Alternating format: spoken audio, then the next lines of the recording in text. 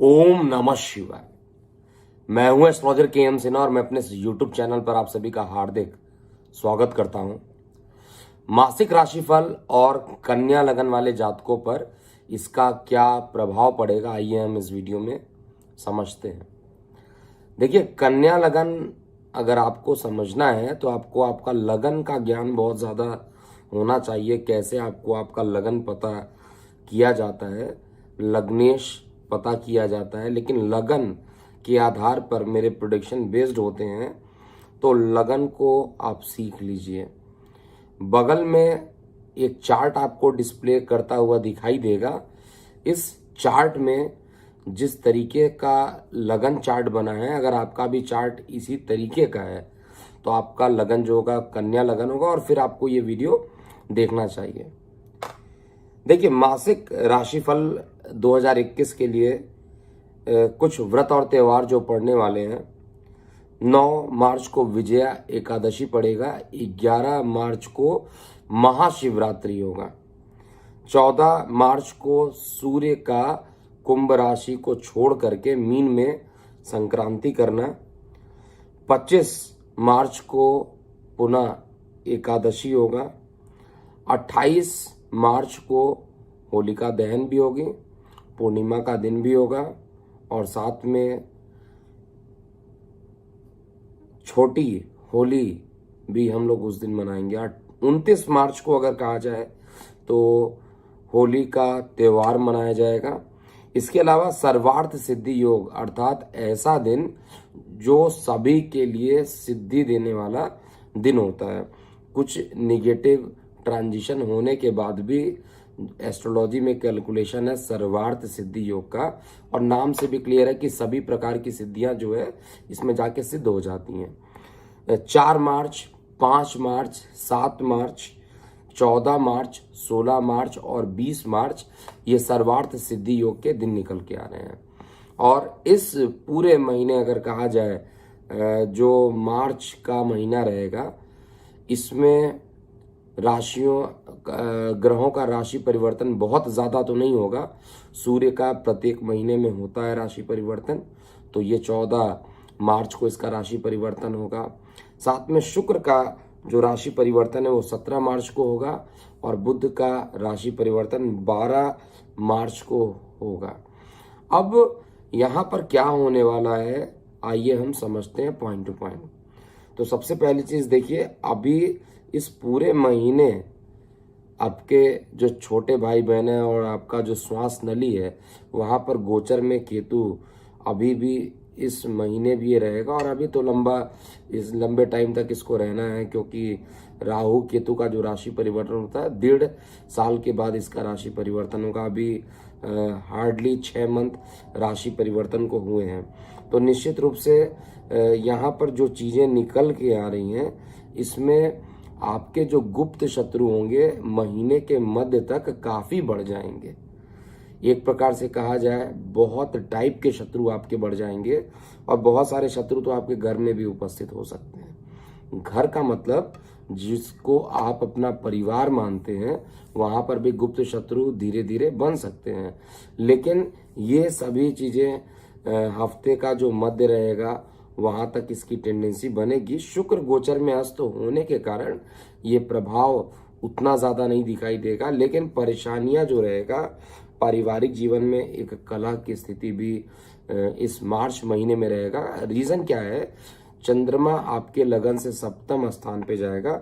सप्तम स्थान पे जाने के कारण निश्चित रूप से यहाँ पर सूर्य का जो फल होगा बहुत अच्छा नहीं होगा और किसी प्रकार के शुभ मुहूर्तों का भी आयोजन हम इस ड्यूरेशन में नहीं कर सकते हैं। इसके अलावा देखा जाए तो क्या पॉजिटिव है क्या निगेटिव है, तो बृहस्पति देव जिसका नीच भंग शनि देव ने किया हुआ है आपके लगन से पंचम में और साथ में बुध की युति होगी।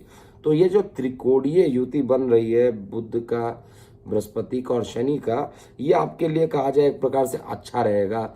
जिन लोग के विशेष रूप से शादी विवाह नहीं हुए और वो ट्राई कर रहे हैं कि उनका किसी तरीके से शादी विवाह हो जाए, तो इस महीने एक अच्छा योग बन रहा है। हालांकि देखिए, शादी का जो कारक होता है, सप्तम का जो कारक होता है, शुक्र ग्रह अभी भी अस्त चल रहा है और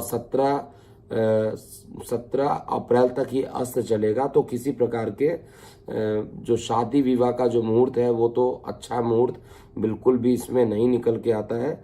और कोई शुभ काम, वैवाहिक जीवन का काम, ऐसी चीज़ों के लिए 17 अप्रैल के बाद ये डेट निकल के आता है। लेकिन फिर भी बात कुछ आगे इस महीने बढ़ सकती है। भले ही विवाह का डेट बाद में निकला जाए, लेकिन किसी प्रकार के एक सेटलमेंट हो जाना, फाइनलाइज्ड हो जाना, ऐसा मैं चेक कर पा रहा हूँ। विद्यार्थी वर्गों के लिए ये महीना सबसे ज़्यादा इम्पोर्टेंट है। इसमें आपको काफ़ी मेहनत करना पड़ेगा।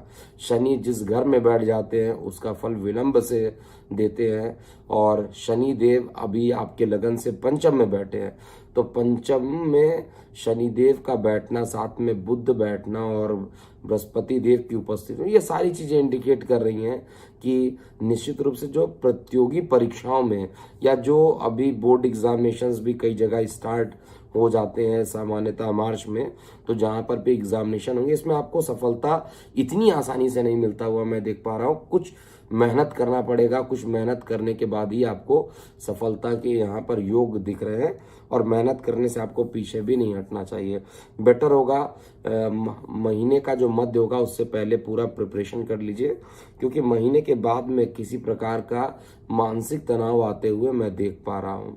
और वाणी की उग्रता से आपको बचना है। वाणी अगर बहुत ज़्यादा प्रबल हुआ तो वो खतरनाक स्थिति भी उत्पन्न कर सकता है।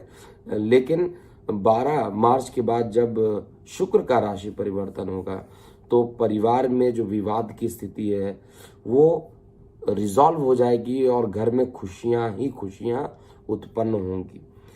इसके अलावा मंगल और राहु का जो अंगारक दोष है आपके लगन से, एक तो पंचम में जा रहा है, नवम में जा रहा है, और वहाँ पिता का स्थान होता है।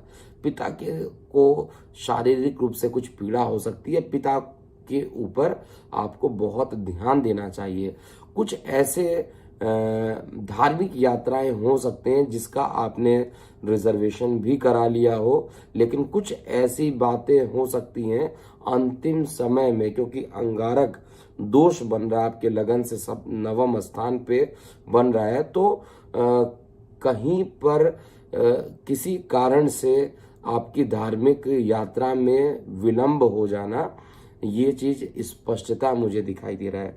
नौकरी व्यवसाय की बात किया जाए तो नौकरी व्यवसाय के लिए ये पूरा महीना एक मेहनत वाला होगा। एक स्ट्रगल करने के बाद ही आप किसी डिसीजन पे पहुंच पाएंगे, और उसके बाद ही आप यहाँ पर, इतना इजी भी नहीं होगा इस महीने जॉब को मिल जाना, क्योंकि आपका जो मेन लग्नेश है एक तो सूर्य के साथ आने वाला है कुछ ही दिनों में, और उसके बाद ये अपनी नीच राशि में पहुंच जाएगा।